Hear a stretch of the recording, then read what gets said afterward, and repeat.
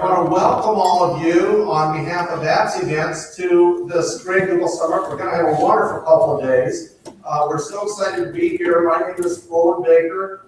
I work in California with the Department of Ed, and my big claim to fame is that the assistant director here at the school and I used to work together over in California. And it's just been great. And you just talk about a small world, it really is. And also, one I just gosh, where'd you go? One of the principals in my county is here also today in the audience. So it's really thrilling to see faces that you've known and worked with over here. At this point, though, to do the official welcome from the school, I'm going to turn it over to Shelley Willie, who is the assistant head of school here at Chatwick International.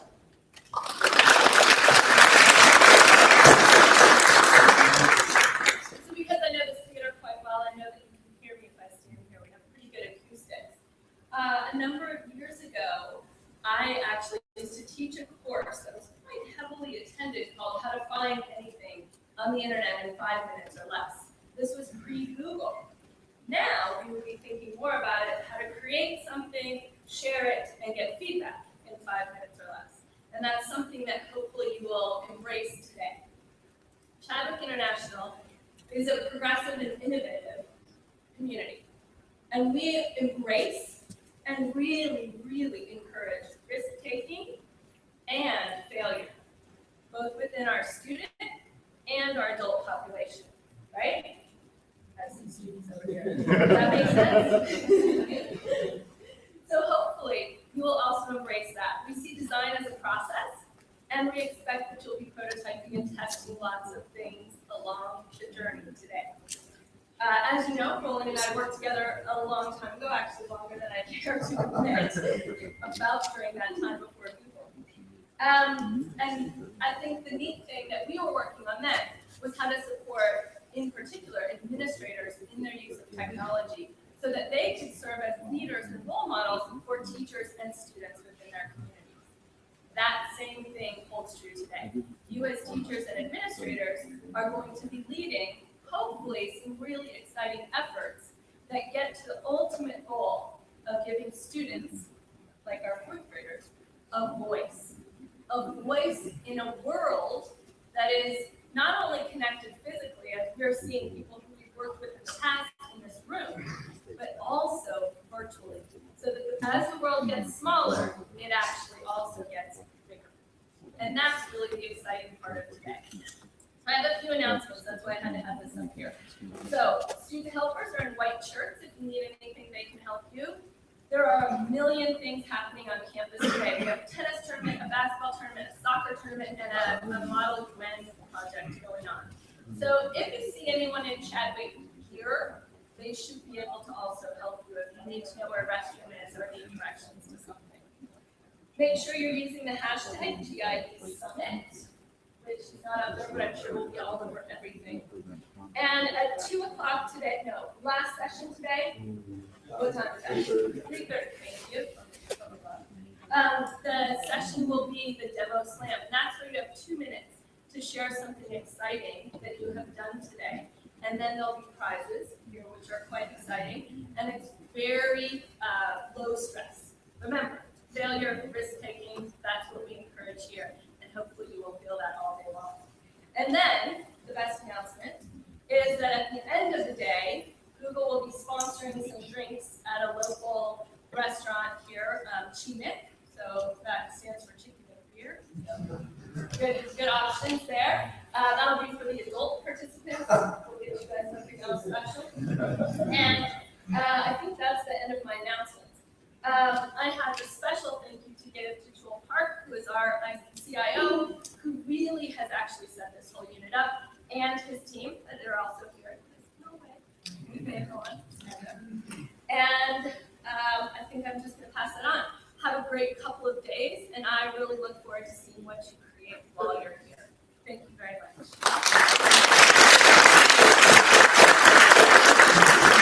You stole my thunder anyway. Cover all the logistics, but I just want to take a moment to welcome you all to Chatwick International.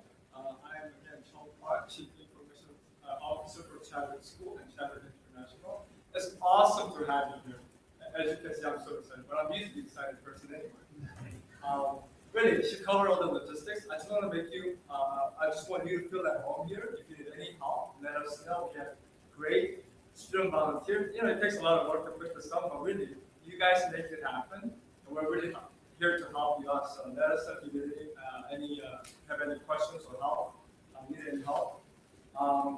At 3:30 this afternoon, not only we have a demo stand, we have a speaker from Google Korea here to talk about innovation and culture for Google in Korea. Because as you know, Google is still somehow foreign thing in Korea as much as we love Google.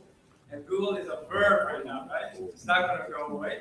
But again, we want to work with this kind of corporation to make sure that we have more meaningful integration of technology at school. So with that, I want to turn it over to Dan. Thank you.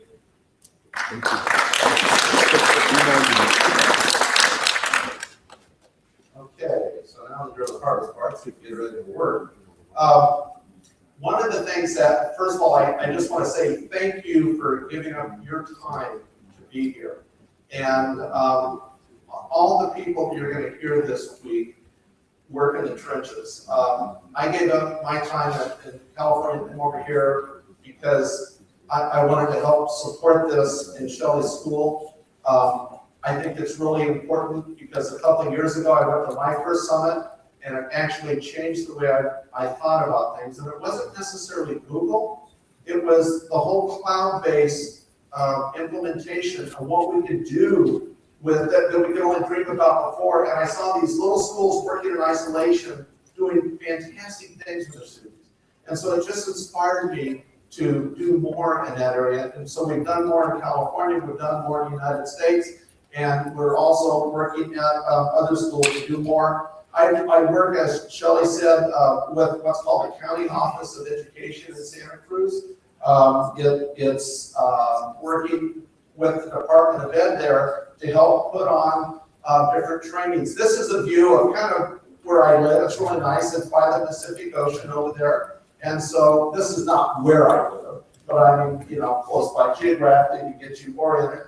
And what I'm doing here today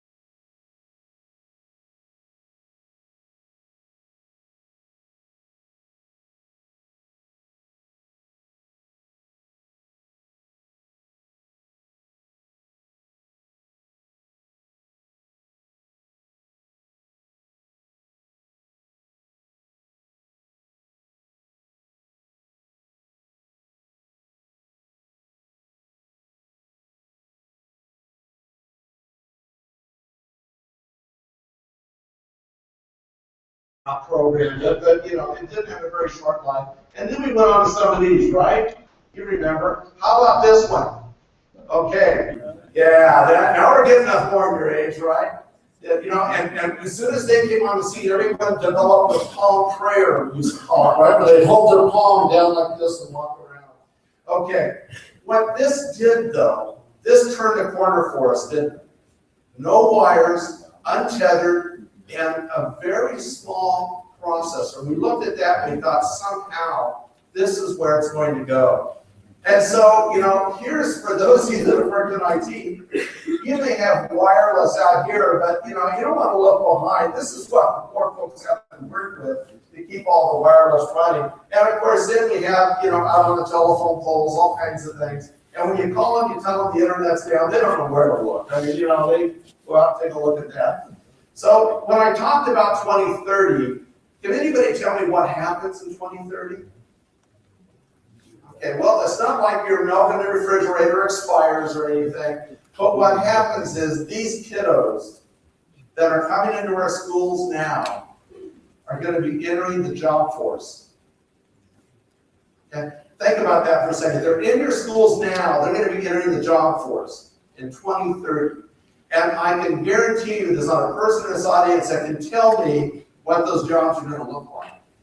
The only thing that we know is that 90% of them aren't even created yet. And yet your job as educators is to train them. Is that scary? I don't know. I think about that sometimes. Now, this is the early 1900s. This is a diagram that a person thought, it's a little hard to see, but he thought, this is what schools are going to look like at the turn of the century, in the year 2000. And I looked at this, first time I saw it, I laughed, and I thought, wait a second. You know, it's not too far off. The kids are on earbuds, right? And he's got the textbooks over there in the corner that he's got the kid that probably is in trouble, cranking the handle. But it's like, you know, he's digitizing and going through wires to put it on earbuds. And the more I looked at that, I thought, man, that is pretty darn close. The same artist has some other renderings that I won't show you about other things he thought were going to be going on, but they're pretty interesting. But times are changing. We all know that, don't we? They really are changing for us. This is in 2005, and again in 2013. Can anybody tell me what that is? Church service. Close. Church service is what was said. The Pope. The coronation of the Pope. Think about this for a second. Look at that. 2005 and 2013, and those aren't candles. Okay, what are they? They're phones. Everyone's videotaping. Probably half of them are being uploaded. Can you imagine the internet wireless access points around there, the cellular points are probably melting. Okay, now I do want to show you one thing. I don't know if I can hit it. Can you see my little laser up there? Look at that. In 2005, we had an early adopter. Yeah.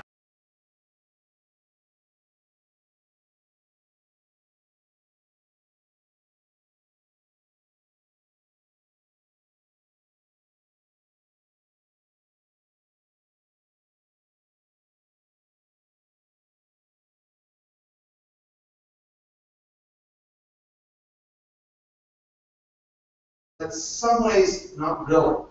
And sometimes we'll see classrooms that are still run at the desk like this. Okay? But what we realize is we do have an opportunity to change these things are moving very rapidly.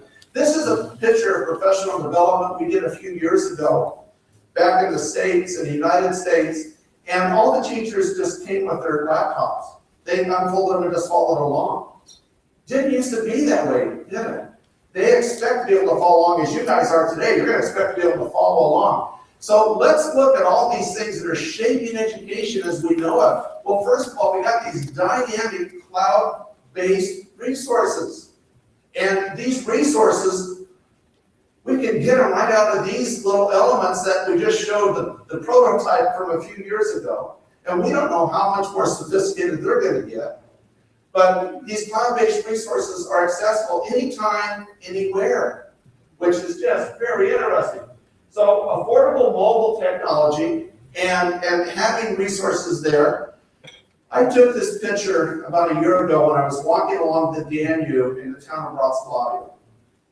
And I looked at these kids down around the riverbank typing away. And I stopped for a second, I went back, and I didn't want to think I was, working, but they were on the internet. And I thought, well, this is kind of interesting. And it was my first time being in Eastern Europe. And I walked a little bit further and I saw a symbol that the Republic of Taiwan had provided ubiquitous internet all over the town of Wrocław. And I'm thinking, this is so cool. This is so cool that these kids can go down by the Danube and work on their items. And then we also have tons of cloud-based resources that are out there that we didn't have before. And hundreds upon thousands being added each day. And if you haven't, while you're here, if you haven't taken a class on the Chrome browser and how easy it is to add some of these apps on there, take some time and take that class. And there's going to be several of them offered over the next couple of days. You can find out what they are. And you talk about neat resources. Let's look at this. Anyone know where that is? I'll give you a hint, it's in the United States. Area 51, good job, okay. Now, here's what's interesting. Maybe you haven't heard, Area 51 is supposed to be the super secret base, and I know you can't drive within 15 miles of it, but guess what? You get on Google, type in Area 51, you can zoom in on this puppy and even count how many cars are in a parking lot. You know, a couple of years ago, you probably would have been arrested for treason for that. Now, you can actually watch them if they're dragging the aliens out of the spaceship. I don't know. I saw a movie last night on TV, matter of fact, at Area 51 on it. Here's something now that's called Worldwide Projects. This is one that's done by Google. If you haven't had a chance to look at this, this is great. Your kids can actually take field trips. They can go down to the Antarctica and visit around. They can go down and actually see that hut and walk inside that hut and get a 360-degree view of what's in there.